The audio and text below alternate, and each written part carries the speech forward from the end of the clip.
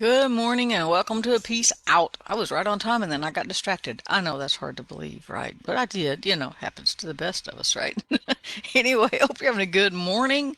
I hope that you are learning to peace out because that's what I'm learning too. Sometimes I think I shouldn't even be teaching this because I need to figure it out myself because I got stuff too, right? But I'm learning over and over to peace out and how to do it faster. That's the good thing, right? I'll get it eventually. And that's the title of today's devotion is eventually. So here I am in Matthew, minding my own business, right? And I'm reading through, and we talked about the other day about Jesus being in the boat. We talked about that, I think, yesterday, and I think on Monday we talked about the storm and all of that in chapter 8. Well, this morning I made it all the way to chapter 14, which is really good for me because I got distracted and ended up in Exodus. Don't ask. But it ended up a whole new video on YouTube I'll be uploading here in a little bit. But anyway, so I'm like reading along, minding my own business, and here we are. There's another storm. We've said that before. It's not like life is just one storm, he calms it, and then we go on across the sea and everything's hunky dory. We live happily ever after, and there's never going to be another storm. There's never another struggle. There's never another trial. It's just not that way, is it? No. So here they are in another storm, and this is the one that Jesus came walking to them on the water, and he scared them, and he said, "Be of good cheer. It's me. Don't be afraid. Don't be afraid. It's me." Right? And so, because even in the worst storm, you can be afraid of everything. Even Jesus, right? Anything can scare you because you've got your adrenaline up and you've got all your senses are hyperactive and you're in the middle of the storm and you just see something and it's like, and Jesus is like, it's just me. You don't be afraid. Don't be afraid of me, right? And so then Peter was like, yeah, sure, right. Okay, if it's really you, have me come to you on the water. Well, that's kind of a silly question, isn't it? Because so he wasn't thinking rationally because if it wasn't Jesus and they could still if it was a ghost it could still say, well, come on out here, dummy. Right? And so what was he going to do if it wasn't Jesus, but in his heart I think he knew it was him. So he goes to walking on the water and he sinks, the whole story. And then they get back in the boat, and Jesus caught him, get back in the boat, and then the wind stopped when Jesus got in the boat. And we've talked about that.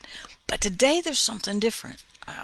In the first story in Matthew 8, he said this. They said, Lord, save us, we're perishing. And he said, why are you fearful, O you of little faith? And the last verse of this little story, it says, and then he rebuked the winds and the sea, and great was the calm, and the men marveled. These are brand new disciples. Okay, as a matter of fact, he hasn't even called Matthew yet, right? So he's only got part of his disciples. But so whoever was in the boat with him that day, his disciples, those following him, they said, "Who is this? Who is that, right? Who is this that even the winds and the sea obey him?" Okay, so now we've gone through, they've seen all these miracles, they've seen Jesus heal, they've seen Jesus break the bread and pass it out to feed 5,000. They've seen all these other things, and now they're in another boat, they're in another storm. See, meeting Jesus didn't make all the storms go away. They still had storms, right? But there was stuff in between, good stuff in between, right? And so here they are, and they're in another storm.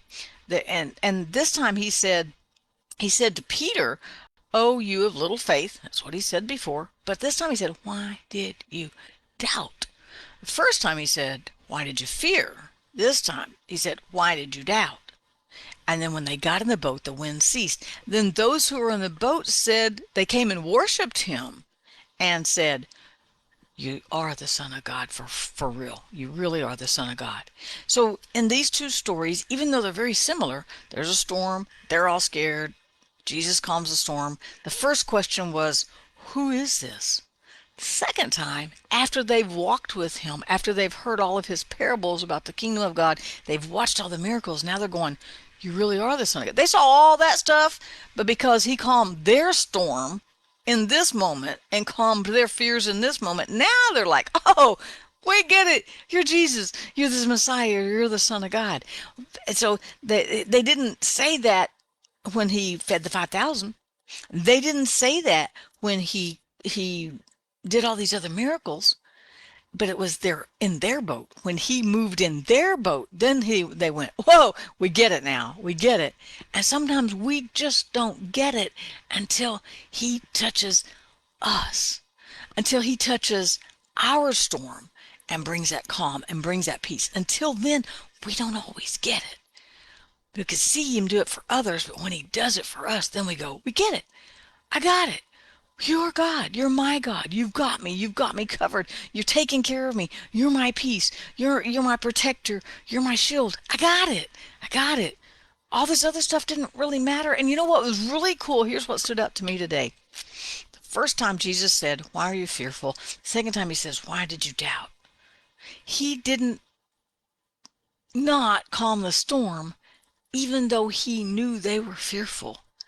Even though he knew they were doubtful, he didn't say, well, you have some doubt, so I just can't do this right now. He didn't say, well, you have some fear, so, it's just not going to work for you because you got some fear there. God can override our fears. He can override our doubts and still bring a miracle about. He is still going to calm those storms in our heart, whether we put ourselves in them or not, whether we were fearful if he could help us or not, whether we doubted if he could help us or not. He's got us. We're not excluded because of our emotions. He was very much aware that they were afraid. He was very much aware that they were doubtful. As a matter of fact, he was very much aware that they had little faith. Both times he said, oh, you of little faith. You just got a little bit of faith and a lot of fear. You just got a little bit of faith and a whole lot of doubt. God can still work with that, and he can still bring peace to your storm. And every storm. See, he did it in 2 different storms. It wasn't just one story about one storm and all the storms went away. There was never a storm again. Never, ever, ever a storm again. No, Jesus did this on a consistent basis. There will always be storms, and there will always be peace. And in those storms, no matter how intense they are, how long they last, how deeply they affect us, how much faith we have, don't have, how much doubt or fear we do or don't have, does not change God's capacity to bring that peace. And at each storm, he revealed, or they were able to see just a little bit more about who he was. For the first time, they were just like, who is this? He can calm this. The sea obeys him? There's got to be something to this guy. But the next time they went, you are the Son of God. You are who you say you are. And so in each storm, he calms it. No matter, doubts and fears don't matter. Faith is what matters. We got a little bit of faith in him. He can take care of us, right? I love that because I don't always have a lot of faith, right? I got to go back through the scriptures and find some place to stand on sometimes. But God can meet us there, overlook the doubt and fear, see that little bit of faith, calm the storm, and reveal just a little bit more about who he is in our lives, through this word, in eternity, in the kingdom. And there's going to be another storm, but you know what? There's also still going to be peace, and there's still going to be more revealing of who he is, what he can do, how much he wants to interact in our lives with us personally and calm those storms in our heart. And so therefore we can peace out. So I encourage you today to peace out. He's going to overlook the doubt and fear. He's going to see that faith because you keep coming back to him, and he's going to reveal himself more and more to you. In each situation, you're going to learn more about how he can care for you, how he can protect you, how he can bring peace, how he can keep you in the middle of those storms, because there's going to be another storm. He didn't make all storms go away, and now we don't even have storms today because he calmed the storm. No, he calmed that storm in that spot. But it didn't mean there wouldn't be another storm in another spot. But you know what? He can calm that storm too. And when there's storms in our hearts, they're going to come.